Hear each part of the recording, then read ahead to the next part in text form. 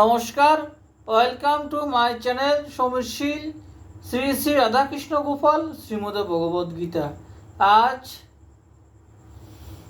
22 September 2025। আমি বৃহৎ সচিত্র অষ্টাদশ পুরাণ সমগ্রের দ্বিতীয় অধ্যায়ের সৃষ্টিতত্ত্বের সামগ্রিক বিশ্লেষণের 26 পৃষ্ঠার কিছু অংশ পাঠ করছি।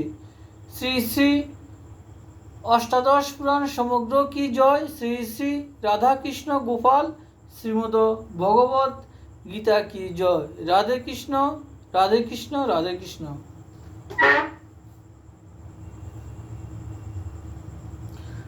কল্পারম্ভে ব্রহ্মা প্রথমেই সত্যযুগের প্রজা সৃষ্টি করেছিলেন।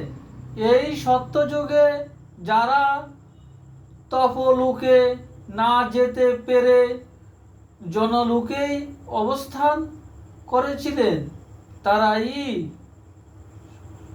সশর্তক অগ্নিতে দগ্ধ হয়ে বীজের জন্য আবার জন্মাতে থাকে। তারপর তাদের আবার বংশবিস্তার হয়। তারাই আবার তপস্যা করেন। তারা ব্রহ্মার মানস পুত্র। তারা সিদ্ধাত্মা। যে সমস্ত প্রজা সুকর্মের জন্য স্বর্গে গিয়েছিলেন, তারা কর্মফল শেষে আবার ফিরে আসেন। এভাবে কর্মগুণে